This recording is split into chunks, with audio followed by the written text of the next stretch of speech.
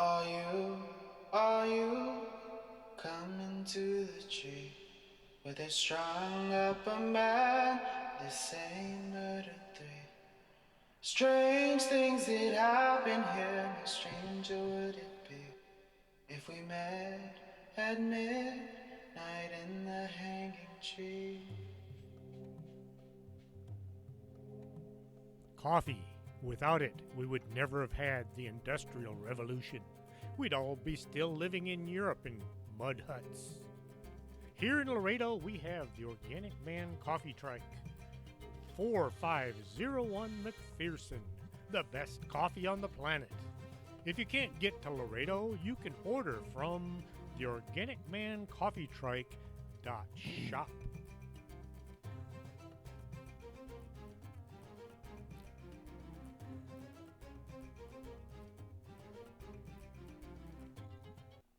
Welcome to Storytime with Chris James, and I am your host.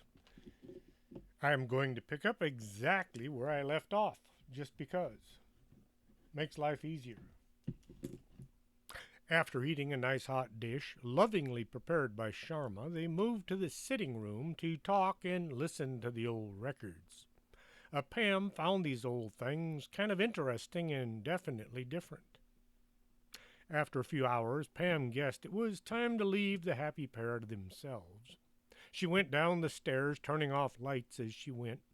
The last person with a pulse to leave the building was to put out all the lights. The bathroom on the first floor was only a sink and a thing. It wasn't intended for the use by visitors and clients, so there was no shower or tub. The bathroom on the second floor had been used by her ancestors for all the needed cleaning up of things a person should be doing on a regular basis. It had a clawfoot tub with a shower head. Someone had seen fit to leave some shampoo and towels, so all Pam would need was a toothbrush and some toothpaste for in the morning. She took the company car over to the local T-Rex and picked up what she would need. It was chilly out as Pam walked across the parking lot. People inside were all talking about this bizarre weather. It's that global warming. They got their math wrong. Should have subtracted instead of added. It's the government. They keep spraying chemicals in the sky. We're all going to die from frostbite. And there's my cat. It's those Russians. They're behind this. No, it's the Chinese. Pam wanted a book, something that had nothing to do with ghosts or goblins or spirits of any kind. She looked around till she spotted something called Flying Saucers Attack Walmart. It sounded like just the thing to read before bedtime. As she was checking out, she saw a copy of the local newspaper. The headline read, Local Authorities Deny Problem with Weather. The story went something like you had to be crazy to think it was snowing in Texas in July. This was about as close to a quote from the mayor as you could get. There was a photograph showing a snowbank as high as the man standing in front of it. This sure is some crazy weather, ain't it? The clerk sacked up Pam's purchases and took her money. Pam got back to the bag office and took a long hot shower. As she did her hair, having no TV or computer or radio to distract her, not wishing to dash through the house in a nightgown, she put her jeans and t-shirt back on for the trip downstairs. The front door was allowing a cold breeze to wafer across the floor. Pam gave it a hard push to see if just maybe she could close it. When that didn't work, she grabbed her things and headed for the sanctuary of that odd bedroom. The door had no lock, only a knob. The transom was open. Pam figured it would be a good idea to close it. There was a brass rod attached to the wall right next to the door. By pushing up on it, Pam got the transom to close most of the way. Then she got the nightgown on and clomb into the nice, warm, soft, comfortable bed. There was a convenient nightstand with a lamp on the far side of the bed, so Pam scooted over to read before knocking off for the night. So, aliens are attacking the local Walmart, and somebody must stop them. When her eyes wouldn't stay open any longer, Pam left the aliens to drift off to the land of Nod. Old houses make a lot of noise late at night, especially when the weather's changing. A board would creak or a door would bang. One of the window panes shook as the wind blew through the streets. Something went thump. Pam would wake and then drift off when the sound turned out to be just the house settling. A board in the hallway creaked. Then a second board creaked. The room was too dark to see anything but the window. Everything else was just shadows. The creaking floorboards became rhythmic. Someone or something was walking in the hallway. Pam was wide awake now. She watched the door, or at least the area where the door should be, since it was too dark to see anything. The sounds stopped right outside the door. Listening hard, Pam thought she heard what sounded like breathing. Heavy breathing coming from just the other side of this thin wooden barrier. The knob rattled. Pam was too scared to breathe, let alone jump out of bed and run. Where would she run to? The room had one door and the window was old and it was stuck shut. She heard the hasp as it clicked open, the creak of the door as it swung inwards, then the heavy tread of something entering the room. The door swung shut with a crash. Pam was sure her heart had stopped, and then she knew it was still beating because she could hear it in her ears. If she hadn't been frozen with fear, she would have shook from fright. The sound of something moving in the dark drowned out the sound of her heartbeat. The bed shook, or was it Pam shaking so hard the bed was projecting it? With a loud creak, something was getting on to the mattress. Pam tried to squeeze her eyes shut, but then she couldn't tell if they were open or not. The thing moved onto the mattress, and then the covers got yanked. Whatever it was, it had stopped moving. The rumbling sound was soft but definitely there. It sounded like snoring. The thing had crawled into bed and gone to sleep. Pam laid there too scared to move. It was deathly quiet throughout the rest of the mansion. In the bedroom, the thing was snoring. With each breath, it would suck all the air from the room. Pam slowly, carefully slipped one foot from the covers and reached down for the floor. The air was freezing cold. Goose flesh erupted along Pam's exposed leg. Her foot finally found the floor below. She tried starting the next foot. The bed shook as whatever it was rolled about. The snoring had stopped. Pam froze in more than one way. Her exposed skin was being chilled like the flesh of a frozen chicken. When her life hadn't ended, Pam managed to get her other foot down to the floor to keep the first one company. As she was oh so glad she'd slipped on a new pair of socks before going to bed. Now she was laying sideways. Most of her lower body was out of the bed, suspended over the nothingness. The cold air managed to sneak in through the cracks around the window, making her life that much more interesting. And she didn't much like interesting. Pam's hands were busy trying to hold the blanket still, while the rest of her made good on its escape. Now there was only her hands left to save. Both had become so intent on not moving now that it was time, they didn't or wouldn't. Her hands were frozen with all of the fear that had lessened from the rest of her body. Careful to clamp her mouth shut, Pam had an argument with her hands. Come on, guys, let's go.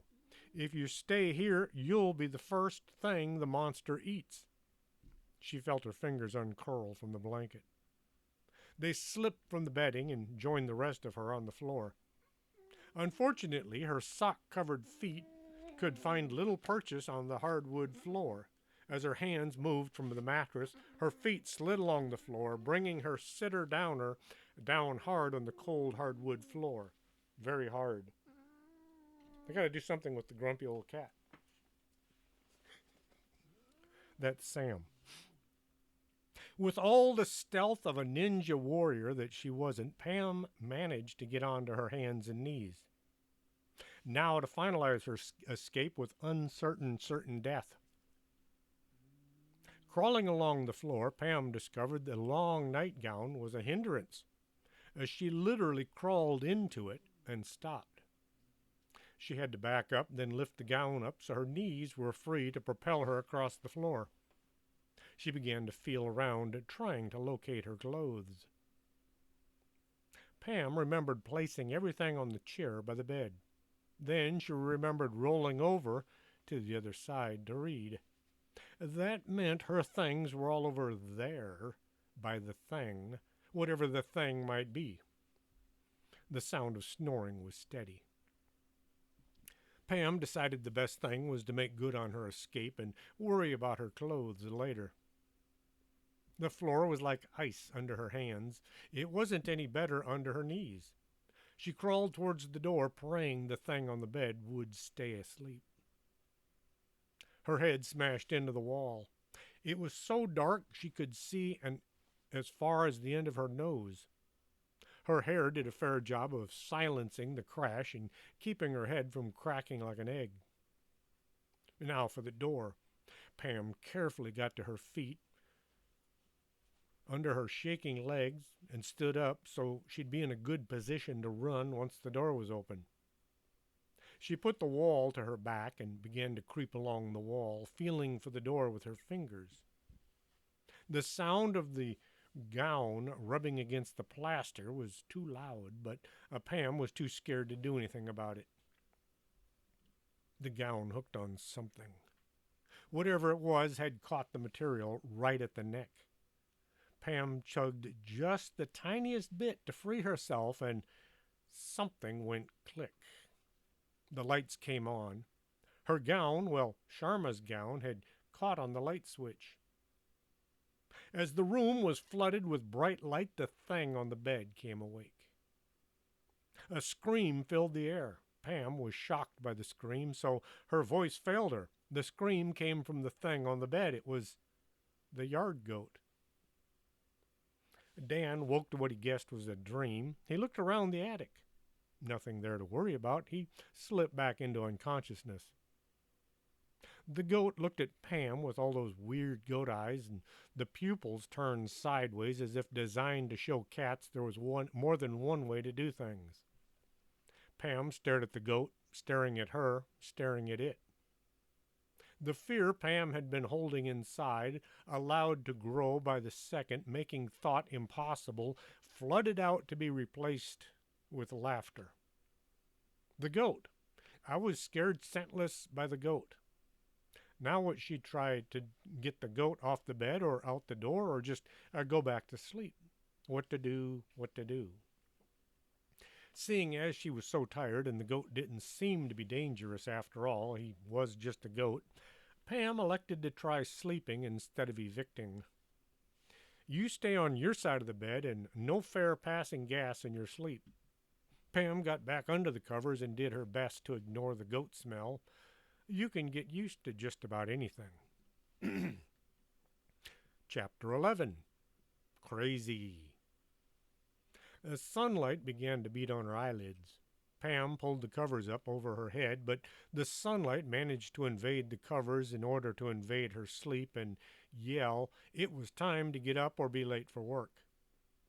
She pulled the covers back and stumbled to the closet to get dressed. Someone had snuck in the obscurity of the darkness and stolen her closet. Pam managed to get one eye open enough to see she was not in her room. Oh, she looked around the bedroom she had shared with the yard goat and found her clothes. Someone should turn the heat on around here. The air was anything but pleasant. Getting her clothes on and in the correct direction, Pam went in search of the bathroom so she could brush her teeth and run a comb through the nest that had appeared on the top of her head.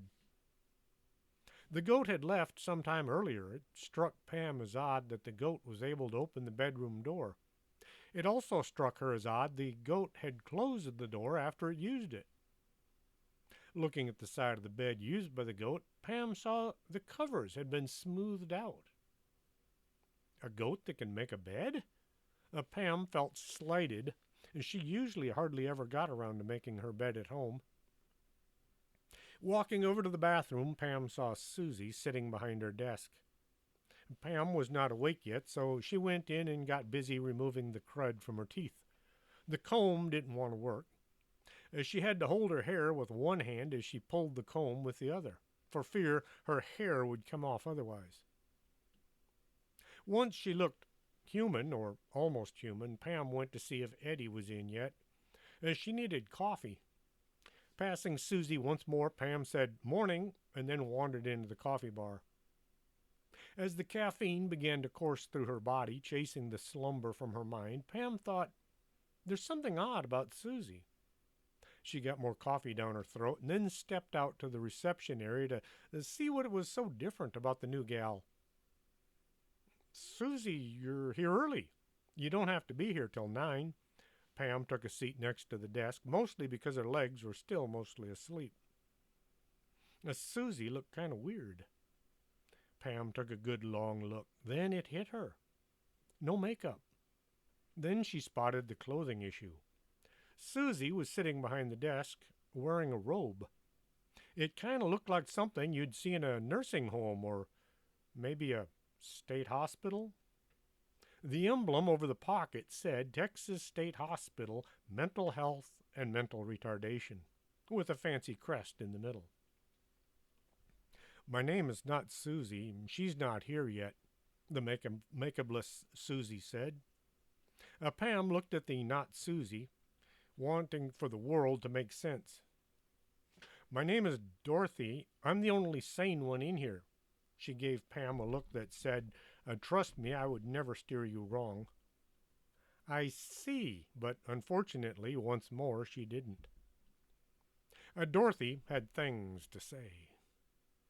"That woman you hired is off her rocker. She thinks she used to work at the Manly Hana, but actually she's never had a job in her life." Dorothy sure looked a lot like Susie. Pam had questions, but they all got jammed up in her brain as she tried to force their way out through her mouth. "The old lady, Mrs. Hatchett? Well, she's not all that old. She's only 38. She acts old and she dresses old, but she's actually as old as I am. Don't trust her. She's up to no good." Pam figured that was it, all the news. Dorothy had a few more things to say. "Then there's that kid, Bonnie Fulbright, and she thinks she's 16, but would you believe she's my age as well?" Dorothy pulled a purse from the floor and set it on the desk. She dug out some makeup and began putting her face together. Eyeliner and stuff went on to all the appropriate places. Oddly, she didn't use a mirror, just went by instinct. As the face paint was drawing to a close, Pam saw Susie beginning to appear in front of her. Dorothy looked to the left and then the right. "I have to go. She'll be here in a second. Remember what I told you." The robe was pulled off to reveal a nice business suit. The skirt matched the top. "Oh, Pam, I thought I'd come in early to make up for yesterday." It was Susie once more. Pam sat and stared at the new receptionist. Now that she looked close, she could see all the other characters looking back at her as well. What was it, 3, 4, maybe more? "Good morning. Go ahead and do that. I'll just be in my office." Pam took her cup and walked quickly to her room. "Great. I find somebody who can actually do the job only to find out she's, well, no, they are all crazy." She sat down at her desk and wondered what to do about it. "I could just fire her, but she does such a good job." Pam hated having to think this early in the morning. "Okay, Chance." That's the male cat. Well, formerly male cat, known as Chance. He has not made an appearance in front of the camera before, I don't think. Pam could not decide what to do, so she went to talk to someone she could trust. Man, he's heavy. Big cat. Heavy, big, heavy cat. Pam could not decide what to do, so she went to talk to someone she could trust. Walking past the reception desk, Susie was busy pulling forms from one box and looking through things that she had found in the dining room. Susie held out one hand. Here, you might want to do something with this. She held out a check. It's from the IRS. It says it will expire in 2 days. You might want to cash it. It's for $3,580.02. Is that a tax return? No, it says for services rendered. Susie held up a letter that had come with the check. Just put it in the outbasket. I'll get to it in a bit. Pam slipped away down the hall. Pam opened Cassandra's door and slid in around the door jamb, as if entering an enemy camp. She peeked out the open door as she slowly closed it. She put one ear to the door and listened. Cassandra looked at Pam. Is something wrong? She whispered. Pam walked to the far corner and waved Cassandra over. It's Susie. She's nuts. Pam began to fill Cassandra in on her latest discovery. Wow, that all squeezed into one woman? Makes all my problems seem so slight, Cassandra was still whispering. Pam asked, what do I do? Should I fire her or can I? She hasn't done anything wrong, but she's still crazy. That's a tough one. Cassandra put on her thinking hard look. Is she crazier than anybody already working here? I don't think so. Pam thought about some of the more colorful people working at the bag, and she's one of the best at filling out paperwork. Then maybe you should wait and see. As long as she doesn't try to kill anyone or set fire to the office, maybe she'll work out. Pam hoped things would work out for the best. Pam moved the book. She had no idea what to call it since she couldn't decipher any of the text, so it was just the book until further notice. Oh yes, Pam moved the book to her office. Not that she didn't trust Susie, which she didn't, but so she could flip through the pages at her leisure and wonder what she was looking at. The pictures were scary, but they didn't tell her anything about what was going on or why. Somebody's got to know what this thing says. Pam looked for a list of language experts. Oh, so now he's going to lay right there. Susie, what do you have in the Rolodex for language experts? Pam asked from the doorway. The front desk was only 10 feet away. It says here, Britches Stretchin's a language expert. You want their number? Susie read off the number. Pam went back to her desk only to remember the only phone that worked in the whole office was on Susie's desk. I guess I need to wander on out there and make the call. Pam hesitated in case insanity were contagious. Pam had gotten the notion from her mother. One time when her crazy Aunt Ramona had visited, that was before she got locked up, the aunt, not her mother, Ramona had shook hands with Pam as she was leaving. As soon as the door was closed, Paula hustled Pam over to the sink. Quick, scrub your hands. Pam had asked, how come? Because you never know. Her mother had washed her hands as well, just in case. Next, she sprayed the living room with Lysol.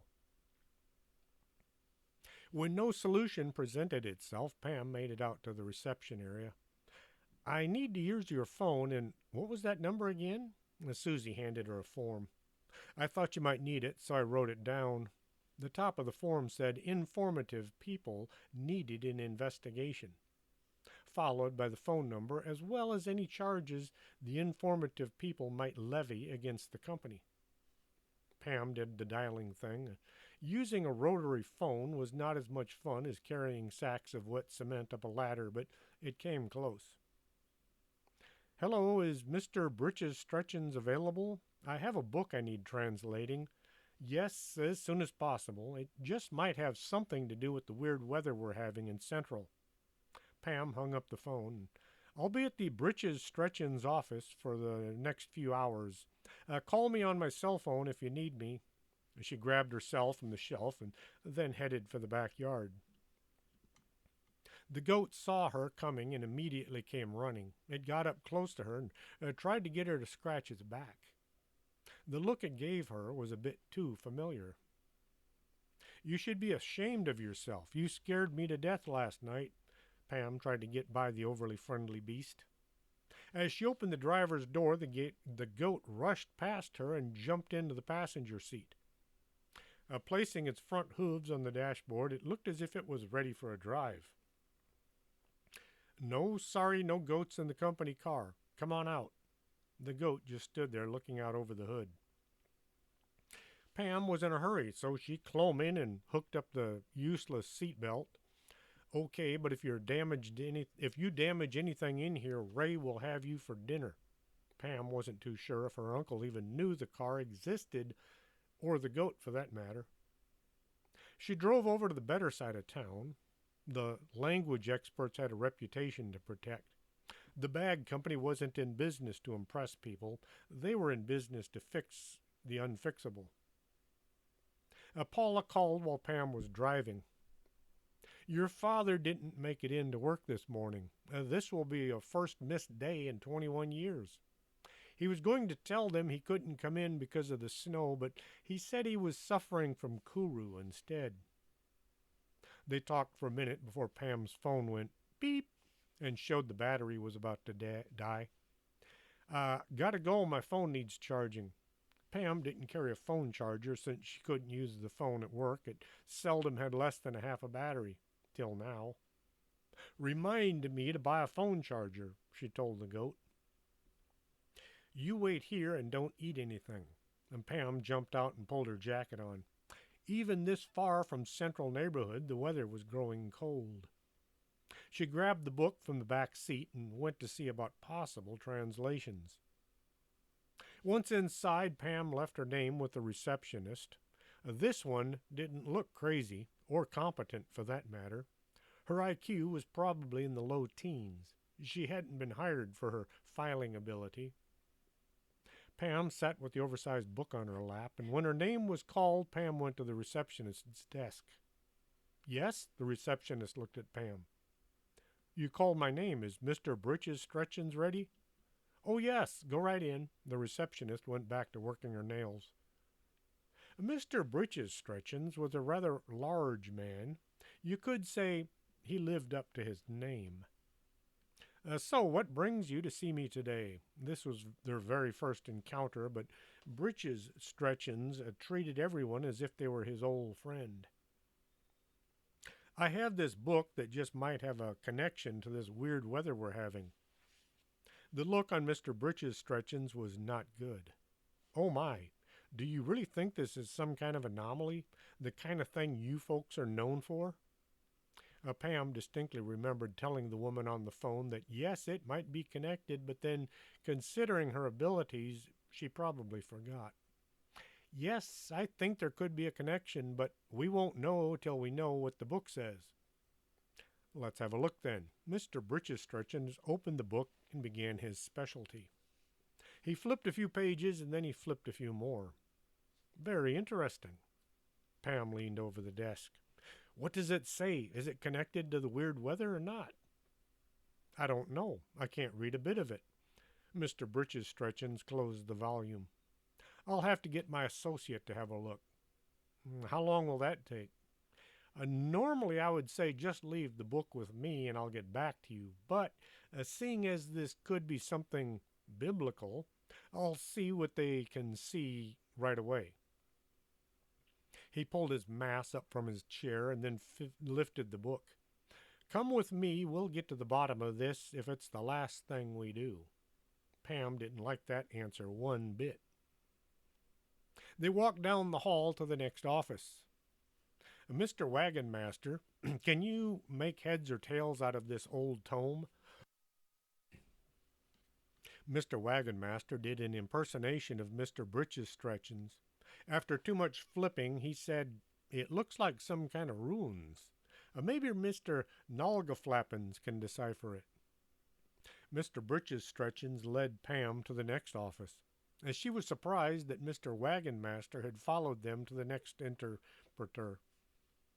Mr. Nalgaflappins started on page 1. He had on some really thick goggles and placed his face just inches from the page. Ain't runes, it's Rongo Rongo. He gave everybody a big smile. Pam was glad somebody could read it. Can you tell us what it says? Nope, I don't know that much Rongo Rongo. In fact, I doubt there's anyone in this state who can translate this book. He smiled, if delivering the best news around. Not even the university? Pam was dejected. This was incredibly bad news, provided the book had anything to do with the weather going south in a hurry. There was this one guy who was able to read some of this language. He's in Austria. If you'd like, I can look for his address. More smiling. I don't know if we have that kind of time. Besides, we don't even know if this book has anything to do with anything. Pam hoped it was just a book to add to the collection. Give me your bill and I'll be on my way. The goat was sitting right where he was last seen. As Pam walked over to the hearse, the goat began to wag its tail. When she opened the door, the goat pushed his head into her, and he wanted her to scratch his chin as well. Pam stopped to gas up the hearse, and it was policy, if you used the car, you gassed up before returning it. As she was getting back behind the wheel, the goat let go with a, "Hey!" Pam looked at her furry companion. "Hey, what?" "Hey!" He wagged his tail. When Pam didn't immediately understand him, he shoved his head into her purse. When he came out, he had her phone in his teeth. "No, you don't. You're not going to eat." "Oh, sorry, thanks." Pam didn't want to believe that the goat had actually understood her request, and he was reminding her to get a phone charger. She walked inside the store to see about a phone charger. It looked as if she'd be spending the night at work once more. After parking in the storage shed, the goat began to follow Pam to the house, but it got distracted by a big pile of fresh compost laying in the bin. Pam was in need of some friendly advice, so she left the book on Susie's desk. Susie was not there, but Bonnie Fulbright was sitting by the door chewing gum and looking bored. Pam clomb the stairs like a condemned prisoner on her way to the gallows. Well, maybe not quite that bad, but she wasn't feeling too chipper. As she pulled herself up the last set of steps, the door flew open. There stood Sharma with what could only be described as an euphoric look on her face. "Pam, so good of you to drop by. We have some news to tell you." Dan was right by her side, smiling from ear to ear. This caused Pam to worry just a whole lot about their possible sanity. "We're getting married in 20 minutes. Could you be my maid of honor? Lieutenant Brambleberry is going to be the best man." As she spoke, Sharma was busy pulling on a fancy-looking gown, something from one of those huge suitcases she kept handy.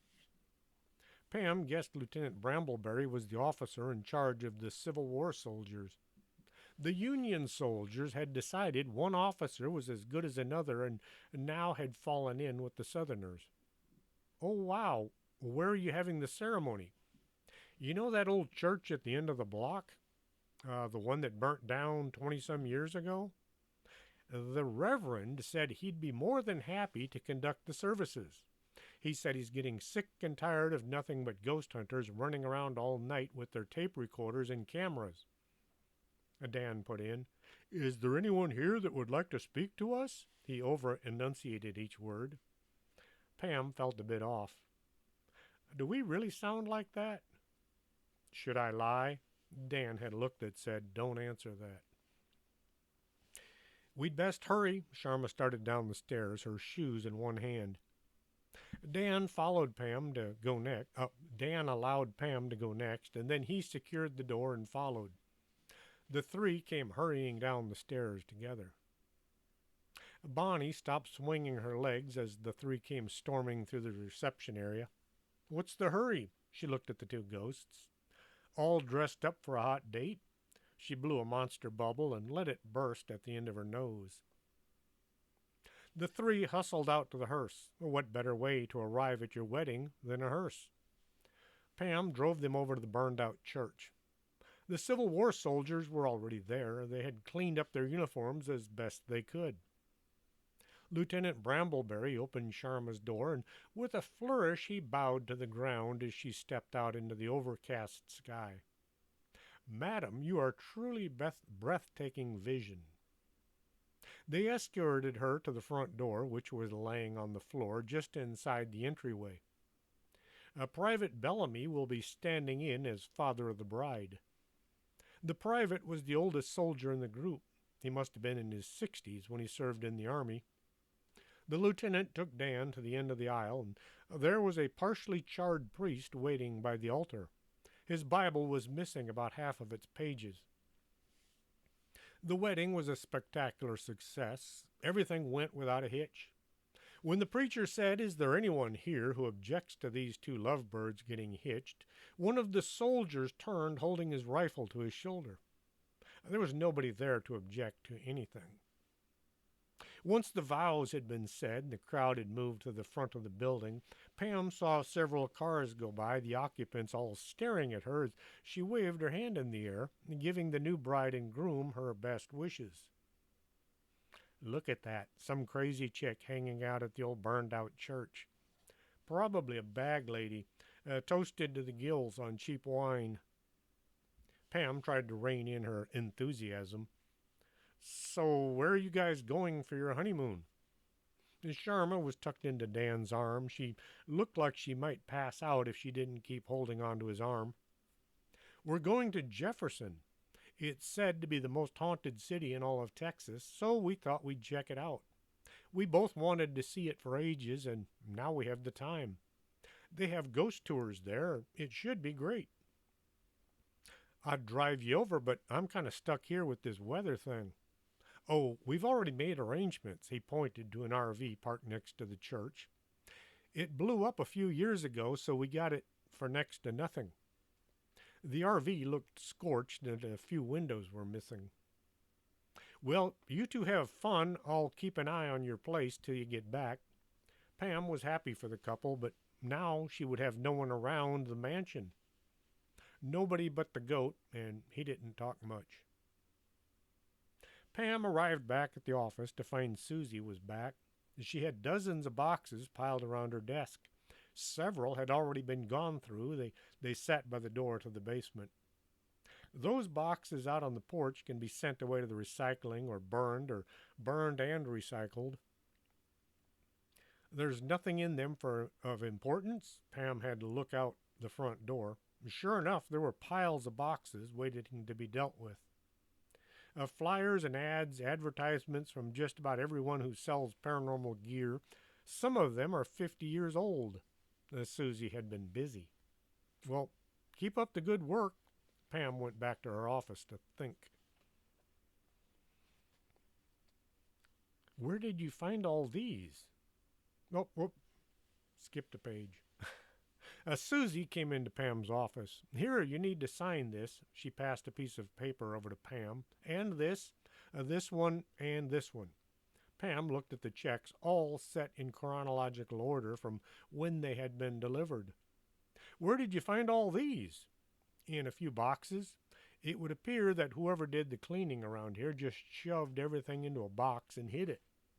The look on Susie's face said something bad was coming to whoever it was doing such a poor cleaning job. I'll be happy to run them to the bank. Here's the deposit slip. Susie held out a slip already filled out. Wow, you're doing such a great job. I don't know how we got along without you. Pam hoped they wouldn't have to try it again. I need to take my mother to see her doctor, so I might be a few minutes late. Susie turned and marched out the door. Pam waited till she was out of earshot. I thought your mom preferred energy healers. From down the hall came, she does, but she needs a shot. Pam clamped her hands over her mouth. That woman has excellent hearing. It's 'cause she's got 4 sets of ears. No, it is not. Pam wondered if this could possibly be true. For lunch, most of the staff would converge on the coffee shop and see what new and exciting things Eddie had made into sandwiches or things that looked like sandwiches. Manuel was looking for lunch.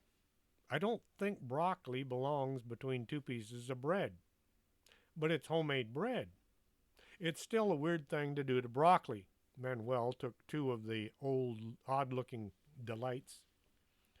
Pam got her usual cup of joe and then began to peruse the sandwich tray. What's that one with the olives stuck in the middle of it with a toothpick? That is bacon and cottage cheese on rye. What Eddie was to cups of coffee, he was not to sandwiches. I added garlic to give it some zip. Barbara sat at the end of the counter. That new receptionist is the best. She's already emptied out most of the dining room. Barbara gave Pam a friendly smile, which meant she wanted something. Have you figured out who will get the dining room as their office yet? She did more smiling stuff. Pam had the last name of Bogus, was considered the boss when Ray was gone, and sometimes when he was here. As she swallowed her mouthful of cabbage and cornbread, I haven't really given it. I should think it would go to the most senior member of the staff. Now, this was from Madame Dingus, who, aside from Cassandra, was the next oldest or longest employee. Longest employed? Here, the longest. Not that I'm a senior, but I have been here for 6 years, 2 months, and 15 days. She checked her watch, and 14 and a half hours. George had fallen asleep holding a cup of coffee to his lips. He was well known for sleeping through just about everything. He had drifted off right in the middle of the battle with the demon just last month. By everybody's standard, George was the senior member as far as breathing the longest. Pam saw some guy in a sweater suit lounging near the far end of the coffee bar.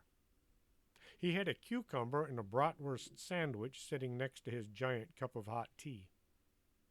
It wasn't until Pam noticed the large purple turban that she realized it was Mikey Baba Ganoush. This cold spell had forced him into something less revealing than his usual attire. I'd say whoever works the hardest should get the new office. Carol Munchausen was holding Prince Wapo in her lap. He was drinking a saucer of cappuccino from the edge of the bar. I believe that would be Susie then, Mikey Baba Ganoush added to his last statement. It elicited nods from all present. That woman does the work of 3 people, Cassandra said. Pam thought it was more like 4 or 5. As Pam was walking back to her office, she saw Mrs. Hatchett being escorted to the back by Cassandra. It looks like Susie took her mom to the healer after all. Wait, how could Mrs. Hatchett be Susie's mother? They shared something other than a last name. Pam sat down behind her desk and tried to come to terms with her new employee. Whereas she vanished from work every few hours, when she was there, she did more work than could be expected of the whole day. Okay, instead of paying her by the hour, I'll put her down as salary. This would save Pam from having to try figuring out how many hours Susie was here in the office and whether her other personalities would qualify as being here in body if not mind. Now that she had solved one problem, she was focusing her attention on the ice covering most of the center of town. Pam wrote out a list of people to call on to see if there were any answers to their unasked questions. The first name that came to her mind was Madame Dingus. Well, she was the card reader and just might have some insight into the problem facing the town. Pam tromped upstairs to inquire as to what the cards might have to say. Have a seat. What can Madame Dingus, pronounced Dingoose, more hoity-toity that way, do for you today? She layered on the grease, hoping to be granted the new office downstairs. What do the cards say about the weather, and what can we do about it? Madame Dingus wasn't a fraud. She just didn't really know what she was doing. On more than one case, she had totally misinterpreted the card reading, but she did have her moments. Madame Dingus shuffled the cards and then had Pam cut the deck. She next laid the card out on a T-shaped pattern. Then she just kind of winged it. I see a great chill is in the air. She searched her memory and never seen this pattern before. I see a disaster in the near future. She flipped over a few more cards.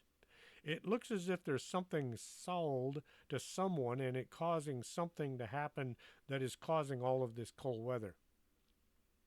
Pam was mystified. Wow, can you see what we need to do in order to set things right? Well, it looks as if we need to find the thing that was sold to the wrong person and close it. Madame Dingus understood her readings far less than Pam did. Can you tell me where this mysterious item is? Madame Dingus tried another few cards.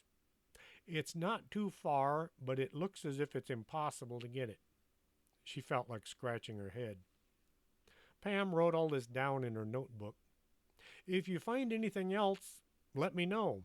She went to see the next name on her list. Carol was once more working in the kitchen. It's just such a hassle getting the bigger animals up those steps. An office on the first floor would really help. The kitchen was the only place with a back door leading to the outside. The yard goat was standing in the middle of the kitchen floor. He was munching on something he'd found under the table. So what does the goat have to say about the weather? Pam sat at the kitchen table, ready to write down any utterances that would lead to a successful solution to the case in hand. Carol got down close to the goat's face. He says it was nice of you to let him sleep in the bed last night. Carol gave Pam a look. Does that make any sense to you? I'm afraid so. Pam hoped for more enlightening response. Carol got back to the goat. He says it's getting cold out, and can he sleep inside tonight too? Yes, of course. Tell him whatever he wants. What can we do about the weather? Pam was still looking at a blank page. He says the cold is coming from the middle of the block.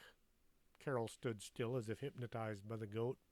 She moved over to the kitchen table and sat down. This is kind of disturbing. He said the cold is moving across the city and it's time to look for greener pastures. He said we should move to Mexico. Mexico? Can't we do something to stop whatever's causing this temperature change? Carol shuddered. There was something about closing the darn thing, and that was it. Just close the darn thing. And maybe he meant the front door. Pam thought about getting the crew in the basement to try shaving a few inches off the front door so it would close. Pam clomped down the stairs leading into the subterranean abode. Not abode as in residence, but abode as in place. Rodney Carbuncle was watching as two men pushed an overloaded wheelbarrow from way over by the front wall of the basement. They would take turns pushing, needing a break every so often to allow the blood to circulate through their arms. Excuse me, sir, if you get a chance, could you get one of your men, one who is not too busy, to see about shaving some wood off the front door so we can close it? Pam hated interrupting the workers when they had things to do, important things, things that paid their bills. Rodney looked around at some of the men who looked as if their shovels were doing more work than they were. Yeah, I got a couple of guys holding down shovels. I'll send them up to fix your door. Thanks. It hasn't closed in a while now. Pam felt as if she had made just a bit more progress in defeating the cold. She tromped back up to see the next name on her list. Pam was back in her office, but now she had a list of possible solutions to work with. Let's see, we need to locate the thing that was opened and close it. The thing is in a building full of old junk. It's near but impossible to get to. We have about a week before the city is a total loss. She felt she had started fixing whatever the problem was. The sound of the phone on the front desk ringing went on too long, so Pam walked out to see who it was. Susie is off again, Pam answered the phone. Pam, dear, I didn't want to bother you at work, but I just had to call. Paula sounded just the tiniest bit worried. What's up? Is it still snowing? Yes, and it's now piled up so high I can't see out the back windows. Uh-oh. Pam was now worried as well. Well, as long as the lights are on, you don't have anything to worry about, right? She thought she heard voices in the background. Are you having company over? Oh, it's the Bellums. It would appear that the roof collapsed. Too much snow, so your father got them moved over to our house. Pam had to take a deep breath. Their house collapsed? Was anyone hurt? No, but they're going to need a lot of work on their house as soon as the weather improves. Paula was trying to not worry her daughter. Your father says thanks for cleaning the garage. Now he can find things. He had to build a new snowblower out of the lawnmower and the washing machine. It looks like I'm getting a new washer this summer. Pam was getting confused. How cold is it there now? Well, let's see. It's about, the thermometer is frozen solid. How cold did it need to get to freeze a thermometer? Well, I don't want you to worry about us. I did put the Bellums in your bedroom. The Haverstraws are using the guest room. Haverstraws? Who are they? They used to live across the street, and their house is no longer has a northern wall. Paula tried to put a happy note in her voice. They got on with the mother-daughter stuff and then hung up. We've got to find what's causing this cold snap and fix it. Pam looked at the front door absent-mindedly. The door was closed. The front door was completely shut. Something it hadn't been in well over 30 years. Holy cow, they did it. Pam was glad something was being done right. It gave her hope for the future. The door swung open with a gust of wind. Pam walked over and pushed the door all the way shut. It stayed that way for all of a second and then swung inward once more. The hasp wasn't catching on anything. And to think I thought things were improving around here.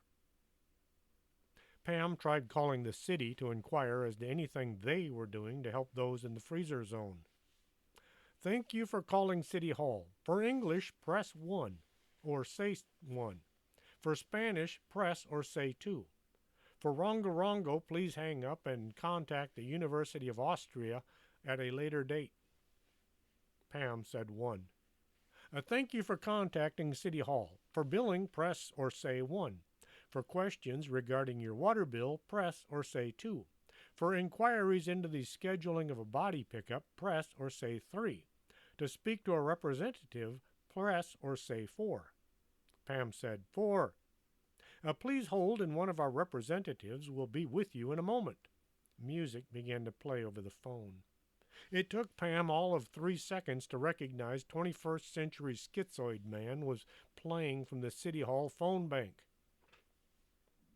As the song was starting its 3rd cycle, a human voice came on the line. Thanks for contacting City Hall. How may I direct your call? Pam nearly forgot why she'd called. Hi, this is Pamela Bogus. I was calling to speak to whoever is in charge of situations in Central Neighborhood.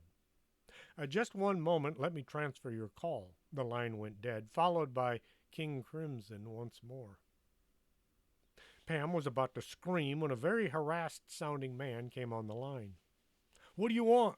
Excuse me, how might I help you?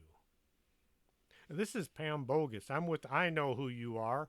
You're that bunch of weirdos over on the south side of town. What do you want? I was calling to ask what City Hall was doing about the snow in Central Neighborhood. Listen to me, for the last time. It's mid-July in Texas. It doesn't snow here in July. Have you tried driving through Central? Pam was feeling a bit aggressive, which was very odd for her. Listen, we have far more important things to concern with other than your nonsensical wild tales. Click. The line went dead. Pam sat at Susie's desk with a cold wind blowing on her from the open front door, as she had a bad feeling about the future, if there was going to be a future. Pam drove to the T-Rex to pick up some more socks and another T-shirt, and she figured she should see about maybe a new pair of pants, since the ones she was wearing were, well, she'd been wearing them longer than she thought decent. The goat sat there on the passenger side, entranced by the lights of buildings as they drove by. Just 2 months ago, Pam would never have entered the thought of picking up her new wardrobe at an all-night pharmacy retailer. But when her parents were paying for their clothes, she'd had a bit higher standards in apparel. Having an ATM that she was now solely responsible for and having to earn all the money going into said ATM had made Pam's shopping habits just a bit more utilitarian. She picked out something. She didn't look too crazy and didn't cost too much. She hoped that someday soon be reunited with her closet at home. This weather's kind of bizarre, ain't it? I think it's something they did at Area 51. The clerk was scanning all of Pam's purchases. You was in here last night. You living out of your car? No, I'm stuck outside the snow zone. Pam wished to come up with a better name for the ongoing disaster. Papers say you gotta be nut job to believe it's snowing. Pam looked at the clerk. What do you believe? I think it's space aliens, like on that movie, The End of the World. Pam had seen that movie but didn't remember any weather-related scenes. This trip, Pam had 4 bags of things she thought she might need in the next few days. One thing I'll need is someplace to put all this stuff. Being an old building, none of the rooms had closets. They had used wardrobes. Then, when the place was just used for office space, the wardrobes had all been dealt with in a manner Pam was unaware of.